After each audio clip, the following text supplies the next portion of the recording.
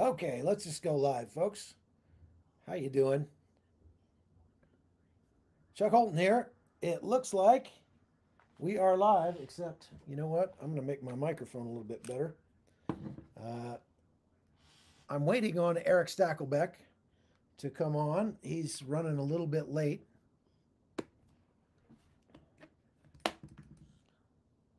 But there, that audio should be a little bit better. How's it going? Can you hear me, everybody? Uh,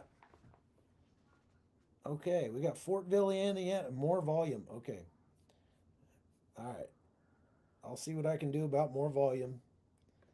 Uh, Input volume too low. Okay, how about that? Let's go up with, there we go. Okay, there. Okay.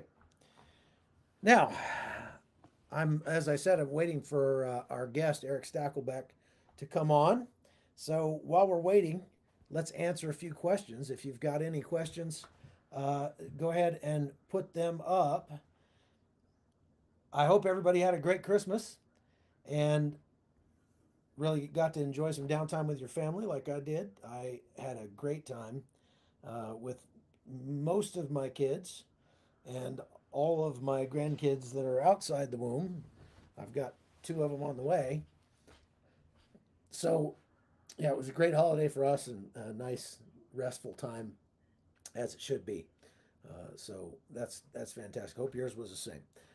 We are going to be talking about what's going on in Israel. A lot has happened, obviously, over the last couple of days, and so we've got plenty to talk about. On my podcast, if you go over to the Hot Zone podcast, the Hot Zone with Chuck Holton here on YouTube, I did a live today talking specifically about an attack that took place on a church up near the border with Lebanon. It's a very ancient area, an ancient village, Christian village, and it has a very unique history, a fascinating history. It was, oh, it went all the way back to like almost prehistory. The Canaanites had a worship spot there where that church is, and it became a Christian village. They call it a Palestinian Christian village, but the people that lived there would probably not have wanted you to call them Palestinians because they weren't Arab. They were Greek Orthodox Christians, and they were run out of there in 1948. They have been petitioning the government of Israel to let them move back in there from Lebanon ever since. But because of the tensions between Lebanon and Israel, they have yet to be allowed to come back for anything other than just temporary, like come back for a worship service. So they do Christmas there and that sort of thing. But the village that used to be there is pretty much all in ruins now. And the only thing left is just the church. Well, yesterday, Hezbollah fired an anti-tank guided missile at the church, as one does, I suppose, if you're Hezbollah, and wounded an 80-year-old man who was staying there to guard the church. When the Hezbollah forces showed up, There's Chuck. I'm sorry, when the IDF showed up, hey, there's Eric. When the IDF showed up to treat the 80-year-old man who was wounded, the Hezbollah fighters fired another ATGM, and they call that a double tap, and wounded 9 IDF soldiers. So anyway, you can go watch the whole story about that over on my podcast at the Hot Zone here on YouTube. So we've got Erick Stakelbeck on with us now. Hey, Erick, thank you for coming on. Good to see you. Hey, brother. Great to see you, Chuck. I apologize to you and everyone watching for the delay. I was on an important call, but believe me, it's all good stuff. Okay. But great to be with you. Happy New Year. Merry Christmas to everyone. Great, great. Well, and Happy New Year and Merry Christmas to you. So we have, okay. I wanted to have you on here because you've obviously been covering specifically Israel for a lot longer than I have. And so you are in a in a manner of speaking, a subject matter expert. And I wanted to get your take on how the war is going, first of all, and what you see happening in the future. How does this play out? Yeah, Chuck, first of all, thanks for having me. Second of all, you, my friend, have done great work on the ground in Israel. Been watching you faithfully over the past few months, so thanks for all that you are doing.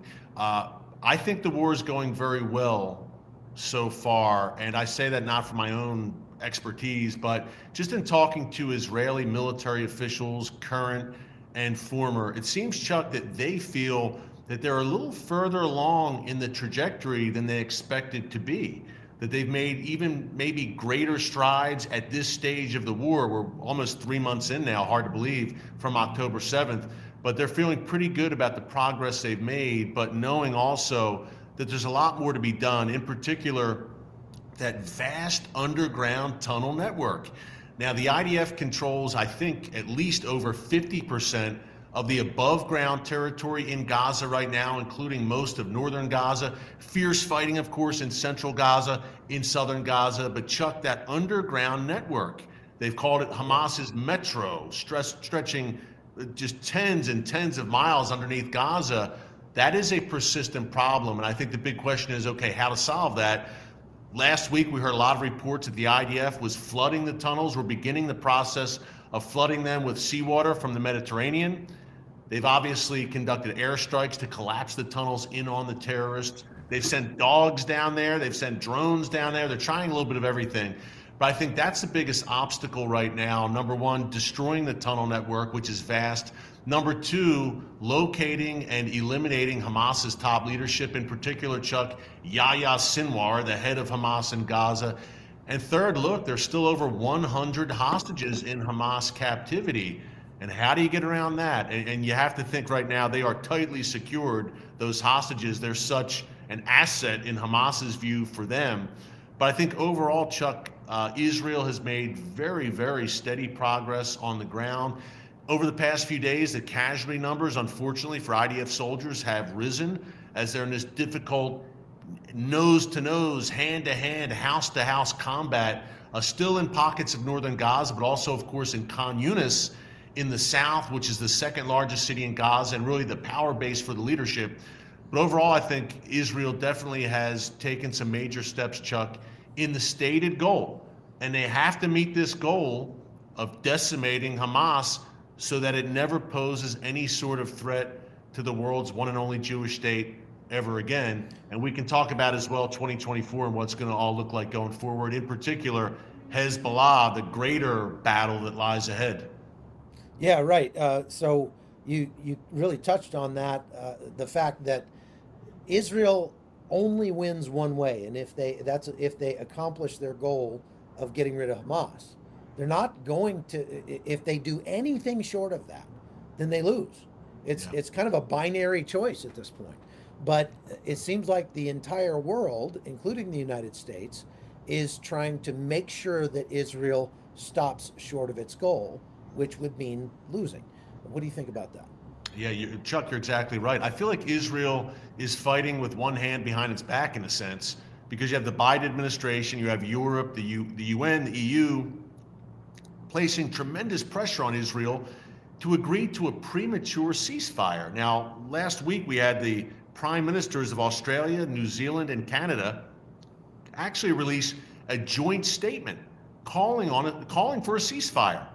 Now, Chuck, as you know very well, to leave Hamas alive to fight another day would be an absolute disaster. Hamas officials have gone on the record since October 7th saying, yes, we plan more October 7th in the future. So obviously, if they're left alive to fight another day, they'll try to duplicate what they did on that dark day. That's number one. Number two, sends the absolute wrong message of weakness and appeasement to Hamas's masters in Tehran, the Iranian regime, Hezbollah, the Houthis. All of them will be emboldened. They will smell blood. And thirdly, Chuck, it also would be a very bad thing for the United States in that the enemies of Israel would say it was the U.S.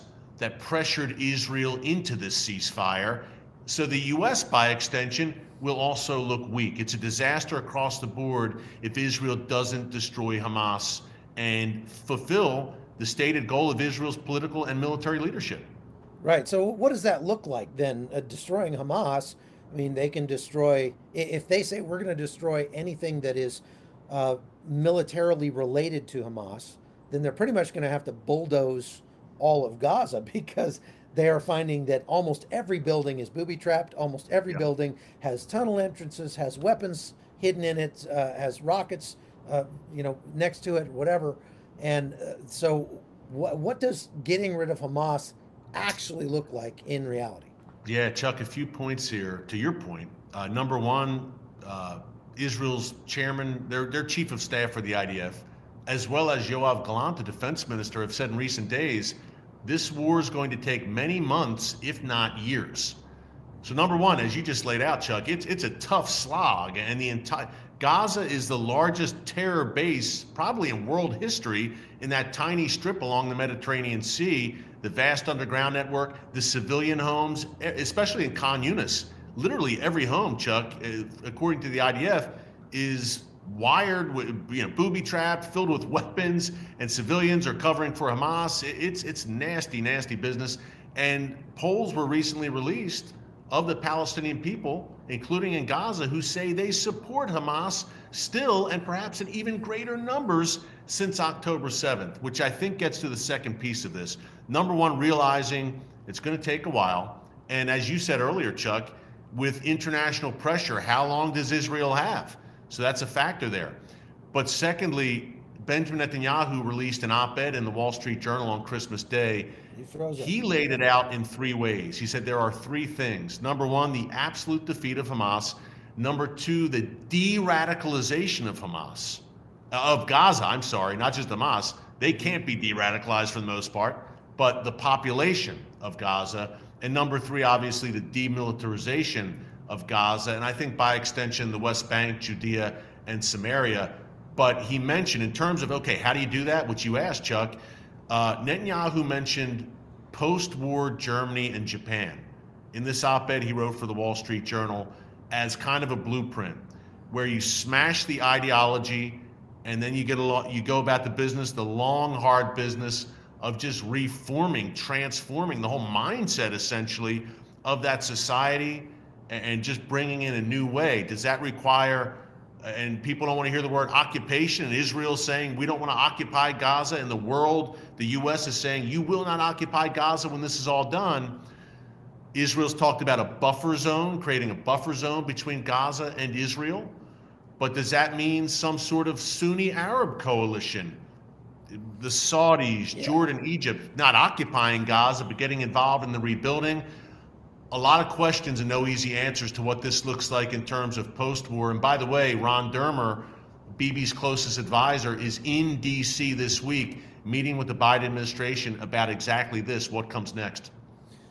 Well, okay, so let's say the quiet part out loud here. If Netanyahu is going to accomplish his three objectives, getting rid of Hamas, demilitarizing Gaza, and de-radicalizing the people of the Palestinians, I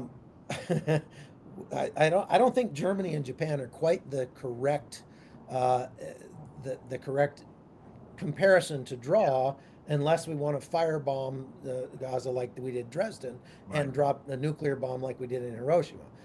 What we did is we broke the people of Germany. We broke the people of Japan. But neither of those were fighting out of a religious fervor.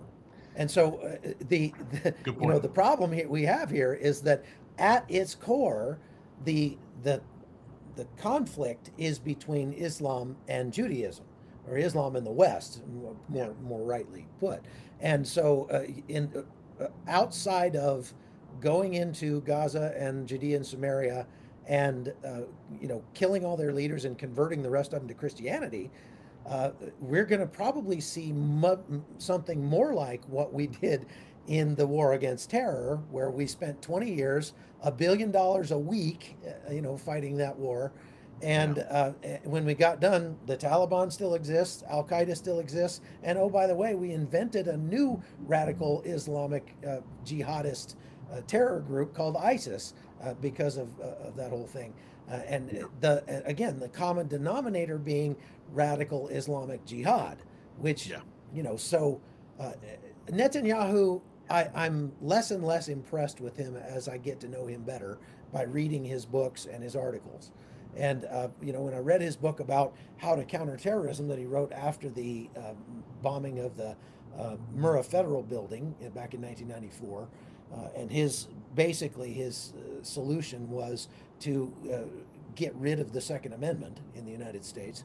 I thought, wow, I would have never expected that out of Bibi Netanyahu, especially considering his war record, as a warrior. But he's not a real pro, freedom guy, from what I can tell. And this article that you mentioned seems to me like he's setting forth goals that he's writing checks that he's not going to be able to cash. What do you think about that? I think you make the big point here, and you said the elephant in the room, said the quiet part out loud: jihadist Islam. Jihadist Islamist movements based on martyrdom and all the rest. How do you tackle that in comparison to Germany and Japan? Yes, I knew Japan had a martyrdom complex as well, I guess you would say, but not to this degree. This is writ large, and it's been this way for a long, long time with Hamas. Think about the second intifada between 2000 and 2006, the waves of suicide bombers. It's glorified in their culture. And it's glorified by extension, Chuck. The head of the snake is in Tehran, the Iranian regime. It's glorified in their culture. So it seems to me the only way to truly defeat an enemy like that is to destroy it utterly.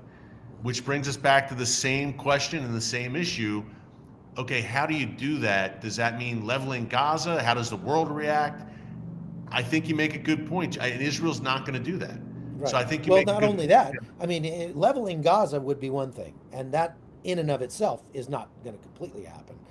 They don't have enough bombs to level Gaza, but that would be easy compared to if they really wanted to solve the problem, which would be to go after Iran and try to, Yes. because neither of them has an expeditionary army, so they're not going to go at each other head to head unless they do it in Jordan or Iraq, which that's probably not going to happen.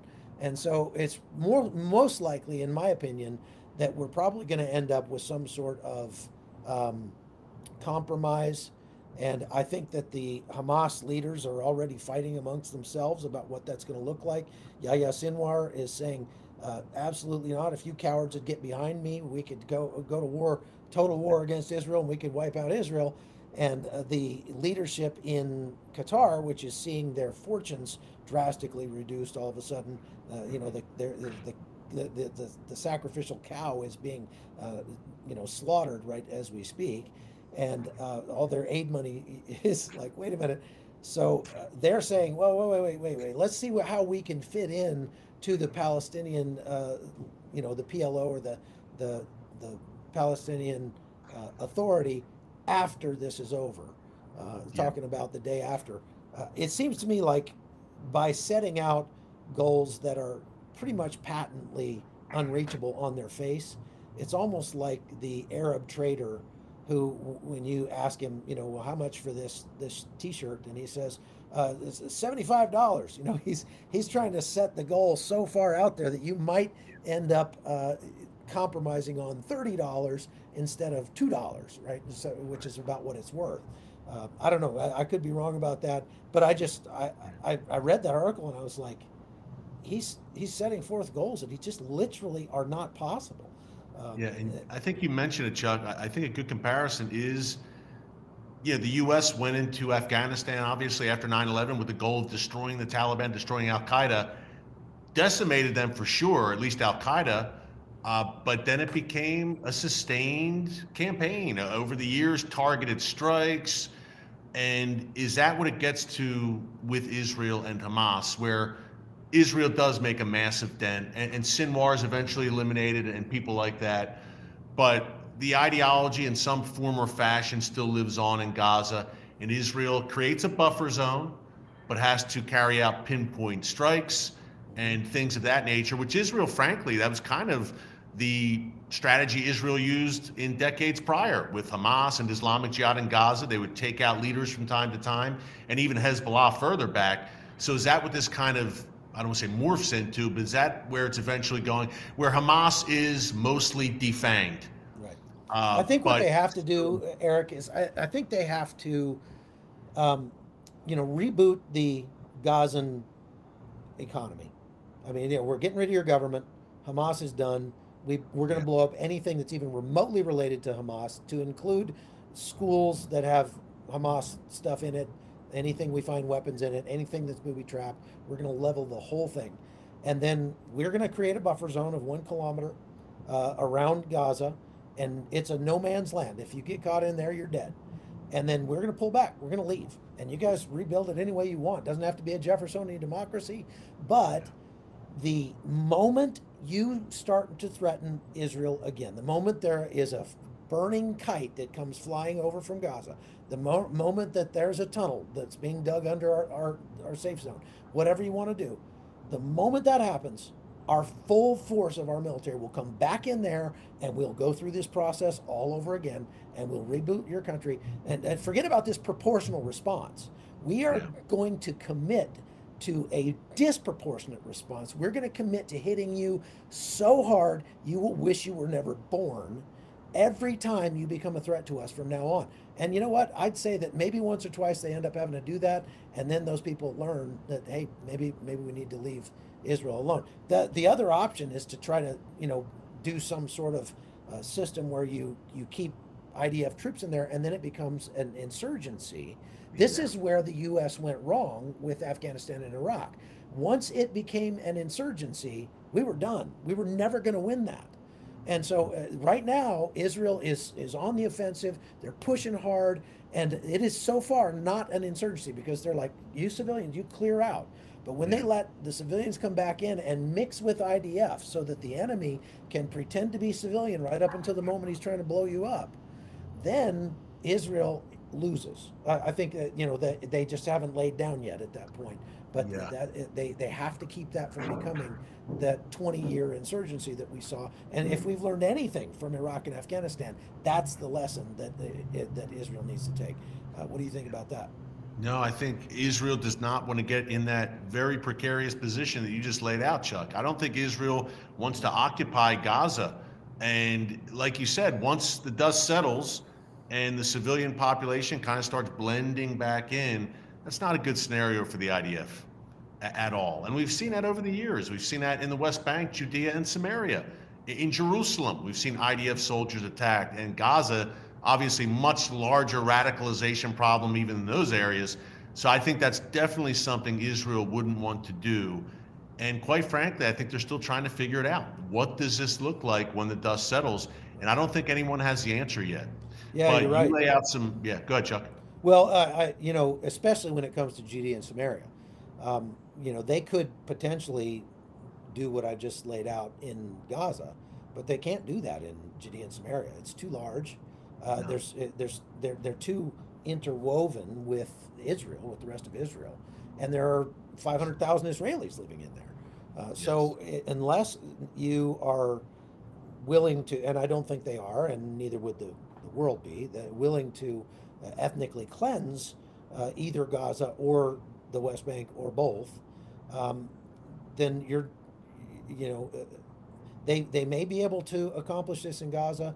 I think the Judea and Samaria problem is going to be ongoing, and but this is one of the times when if you're the new kid at a school, when you're in elementary school.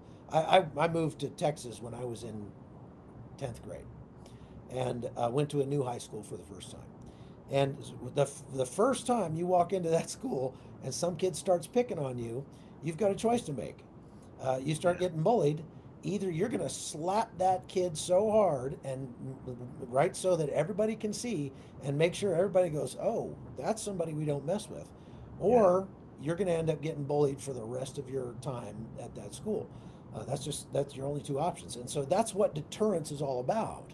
Deterrence is about hitting your enemy so hard that, just like we did in World War II, just like we did in Germany, that they go, okay, we'd rather be friends with those guys.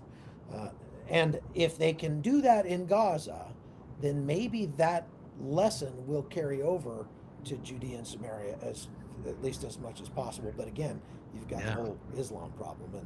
And what? So let's talk about the northern border for a second. Of course, Hezbollah is a much bigger issue, and it's been going on for a long time. But are they? Because although they have a bigger force, they have more weapons, and they are still notionally committed to the destruction of Israel. They also have to contend with their own people, and they are now a political party, and so they, their country is hanging by a thread economically already, and getting into a war is certainly not going to help that. So, what do you think Israel does in relation to Hezbollah? They've been sort of prepping the battlefield, haven't they, in recent days? Do you think they end up going in? I think they have to, Chuck. I mean, Israel, a few things. I mean, number one, Israel has hundreds of thousands of reservists called up right now. The country's united. They're on war footing. Those reservists have to go home eventually. I know a bunch of them, to their wives, their kids. They're called up now. They're battle hardened, battle tested. They're toe to toe in Gaza. The country is, for the most part, united in this goal of crushing Hamas. I think increasingly people are looking to the north, and they're saying this is absolutely unsustainable. Some 80,000 people, Chuck, have been evacuated from those northern communities near the Lebanon border. Now, call me crazy. If I'm someone living in, say, Metula along the Lebanon border, a great Israeli town, I'm not going back. If Hezbollah is still there, perched on our border, staring across the border fence at me and my house and my community, I'm not going back, because Hezbollah also would love to carry out attacks even greater than the magnitude of what we saw on October 7th.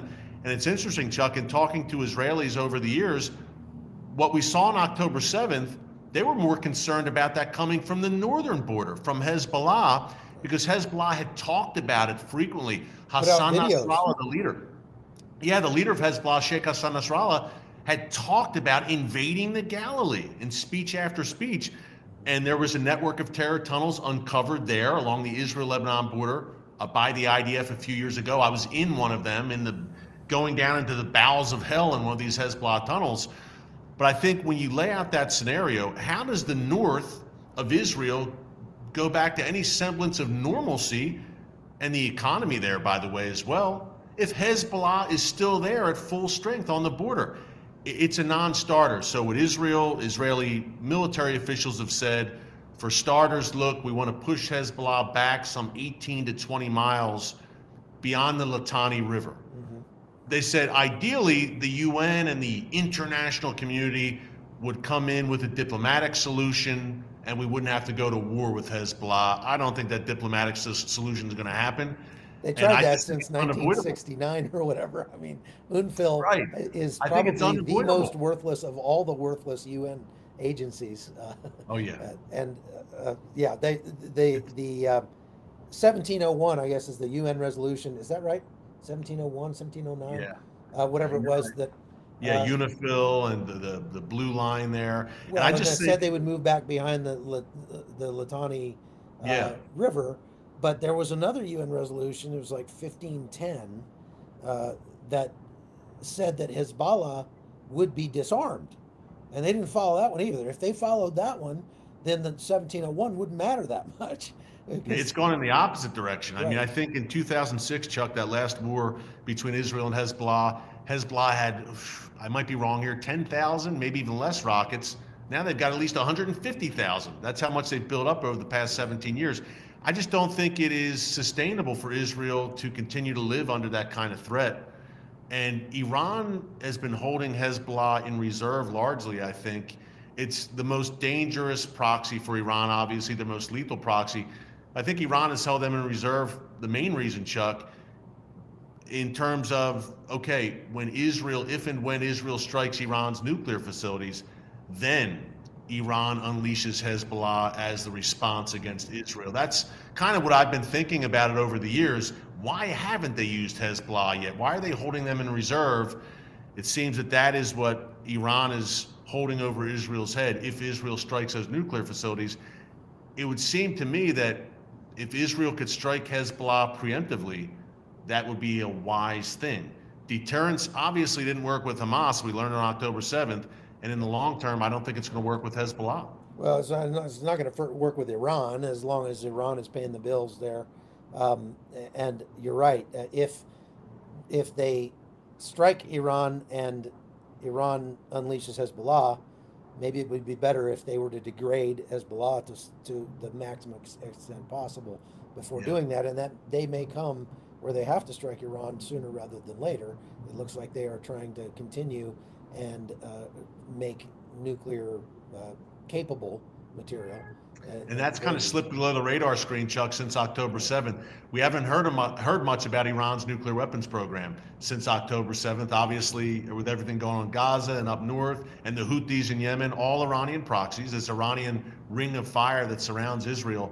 But the centrifuges are still spinning, and that problem's still going to be there when the dust settles in Gaza. Yeah. So let's talk about the Houthis. Yesterday, there was a U.S. ship that said that they shot down 17 Houthi munitions. They didn't say that what exactly all of those were aimed at. I think in addition to that, the IDF shot down one or two that were drones or something that were fired out of Yemen. To me, I've been saying this all along. It seems like the Yemenis are just kind of a clown show down there. They have yet to even penetrate Israeli airspace one time. They took credit for one strike on Eilat that ended up it actually came from Iraq, from some of the Hashishabi over there. So they can't successfully strike at Israel. So now they've declared that every pigeon and seagull in the Gulf of Aqaba is Iranian ship, and they're going to shoot at everything that moves out there. Obviously, that has very serious consequences for global shipping, for the supply chain, and the Suez Canal, and Egypt, and everybody else. But there are now dozens and dozens of ships surrounding Yemen. Do you see their ramping up a actual fight, not necessarily with Israel, but against all of these naval forces that are offshore going into Yemen? This is stunning to me, Chuck. I mean, look, the Houthis, as haphazard as they've been, as you rightly said, even still, Maersk, BP, I mean, major companies, corporations have kind of said, hey, we're going to avoid the Red Sea now. Because of this, people ask about the Middle East and why they should care. It's going to affect all of us eventually in the wallet when you go to fill up your car, go to get gas. But to me, it's a really simple answer here. Just strike the Houthis and send a message. I'm not talking about a land invasion of Yemen. It doesn't have to be dirt that parking lot, Exactly. We're the United States, and the West, the international coalition, whatever. Send a message. Right. Just I don't know what that message looks like. Some kind of targeted strikes, whatever. But like you said earlier, Chuck, when someone is stepping up, and it's hard. I can't believe I'm even saying this, that the Houthis are bullying the United States and the West. Yeah. You got to punch them in the mouth and send a message. It's a real simple answer. And I think the Houthis, at that point, you wouldn't hear as much from the Houthis.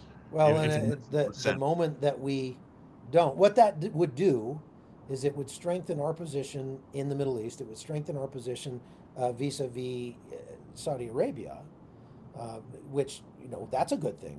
We want to foster that relationship. And, taking the Houthis down a notch or two or five would obviously be a good thing for the rest of the world as well. It's astounding to me, Chuck, that this is being permitted to continue.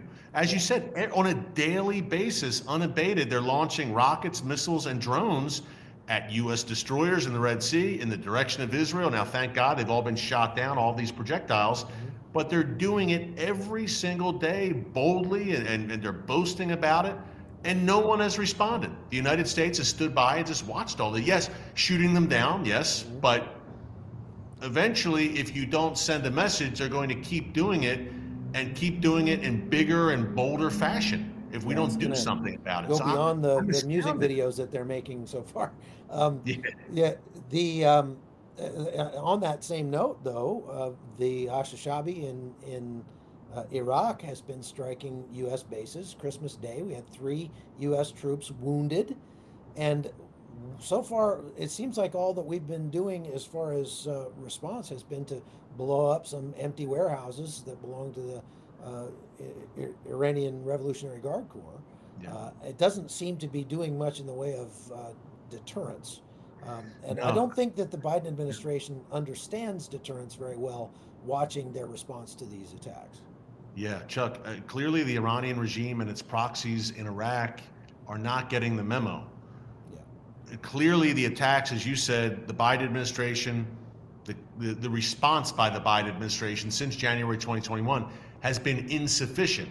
And we know that because the attacks continue. They've intensified over the past 3 months to unheard of levels, where U.S. soldiers in Iraq and Syria are constantly in harm's way vis-a-vis these Iranian proxies launching rockets and drones. So clearly our response hasn't been forceful enough. And because it hasn't been, the attacks will continue. The Biden administration doesn't seem to grasp this, or maybe they do know it, and they're just too scared to do anything about it, to really do what needs to be done. Yeah, they really are.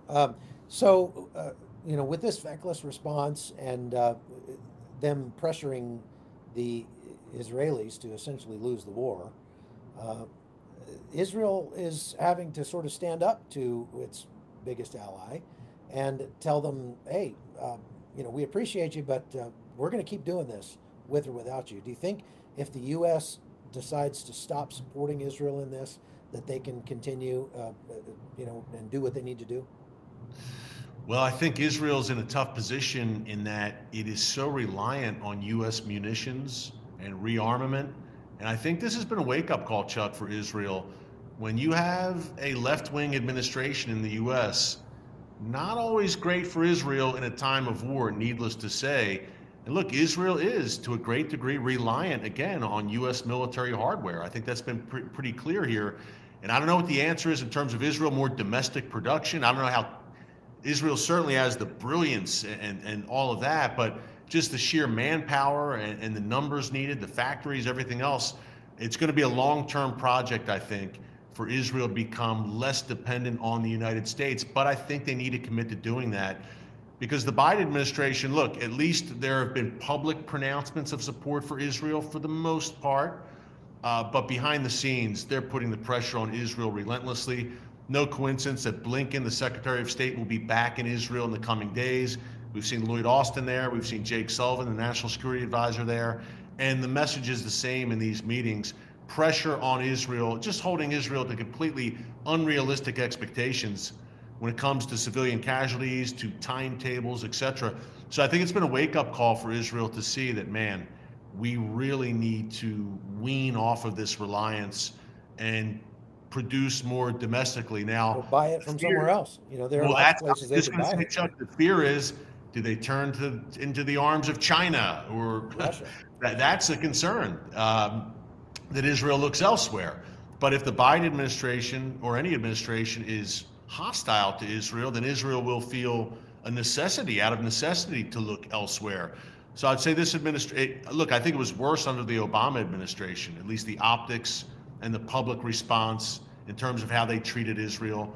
The Biden administration, they've certainly gone wildly. I haven't liked many of the remarks thus far, but by and large, they're saying, look, Israel needs to finish the job and Hamas can't govern anymore. That's good, but behind the scenes is the problem because everyone knows that behind the scenes, the pressure is being applied. And if a ceasefire comes, Israel doesn't finish the job, everyone's going to know that the United States was behind that.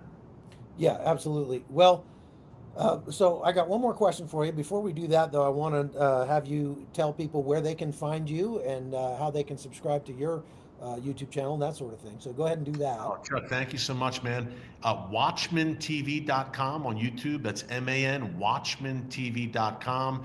And you can watch me on TBN. I have a weekly show called The Watchman. Also, I've been hosting a show called Israel Under Fire on TBN. And more to come, a nightly show in the new year. I'll come back to tell you more about that. So some good things in the works. Okay, great. Well, and if you want to follow me, you can go to the Hot Zone here on YouTube or go to chuckholton.com and find my website. A lot of the videos that go along with this discussion, if I put them on the live, then YouTube demonetizes it. So I put them over on my webpage, chuckholton.com. You can go watch many of the videos that we're talking about here, and I encourage you to do that. You can subscribe over there and support all of my work as well. Now, for the last question, the information battle space. So far, I feel like Israel has been playing catch up in the information battle space. I have made the case that the information war is the most important facet of this war because if they lose, perception very often drives reality. And so what I mean is, if the public thinks that Israel is at fault here, well, then it really doesn't matter whether they're actually at fault or not, because the world is going to, you know, they're going to end up pressuring Israel to lose, to do the wrong thing. And so, not only that, they haven't let me into Gaza, and I'm a little salty about that still because I've been begging them to get in and embed with a unit since day one, and they just won't do it. And I keep telling them, look, I understand you guys are putting out videos from your own people, but you're one of the belligerents, and so you need a third party. You need to allow journalists to come in there and to document what you're doing. And you have a righteous cause, and so you should not be afraid of the truth getting out. So far, they aren't listening to me there. How do you feel about Israel's performance when it comes to fighting in the information battle space? You know, this is always the battle for Israel, Chuck. I think number one, you should, if anyone, you should absolutely be there for sure. I think secondly, you know, to get biblical for a second, I think we live in times where good is called evil and evil is called good, as the prophet Isaiah said. And I think that's the main problem Israel's facing. And I think it's been exposed and laid bare since October 7th. There's a good chunk of this world that really loathes Israel and the Jewish people. And no matter what you see them or what you show them, no matter how many facts you share, and you could show the actual video footage, they'll say it's all a lie and a Zionist conspiracy. You know, one of my favorite movies, Cool Hand Luke, someone said, some men you just can't reach. And there's many in the world that you cannot reach these days. I'm sad to say they've given themselves over to an evil line of thinking. I think it's been laid bare, including right here in the West. Hundreds of thousands taking to the streets, cities like DC, London, New York City, Paris, the list goes on. So I think that's the main problem Israel's dealing with. And I think it has a spiritual basis at the end of the day, where there's just this incredible hatred for Israel and the Jewish people that in some cases you're just not going to reach a good chunk of them. But for people who don't know a lot about Israel, the Palestinians, the Middle East, I think Israel needs to forcefully state its case. You're only going to get so far with CNN, MSNBC, the BBC, obviously, which are anti-Israel at their core. I think Israel needs to continue to reach out to people like yourself, Chuck, who are friendly, like you said, a righteous cause, who are going to tell the truth and present Israel in a correct way.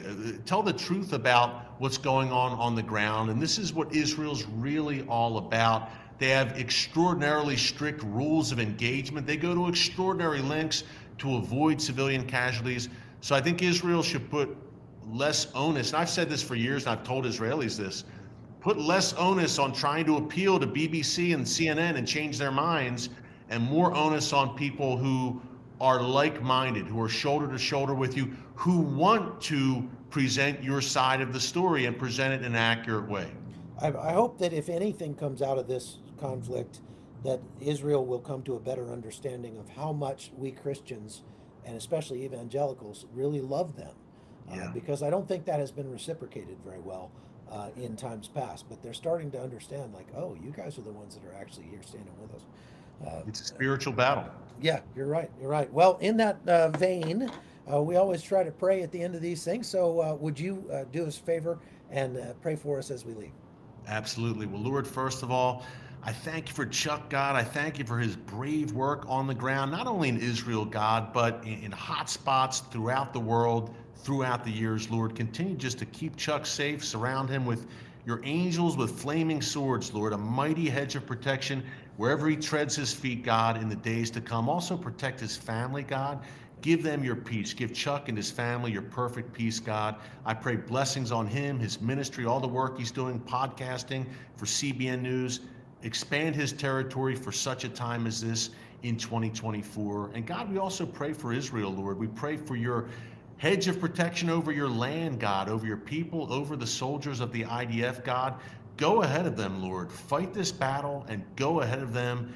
And Lord, just ensure that they do as much as they can completely neutralize this evil demonic death cult known as Hamas, so they can never threaten Israel in any sort of significant way ever again. We just pray for complete victory for the IDF, God. We pray for the hostages to be released from captivity, God, for miraculous rescue stories, God, for those remaining hostages. And we pray for the peace of Jerusalem, God, as we're mandated to do. And we pray for the United States, God, for Chuck and I, for our nation. I know we've got people watching around the world, but Lord, we've right, in a right, correct way, God, I believe, levied some criticism at our leadership in this nation.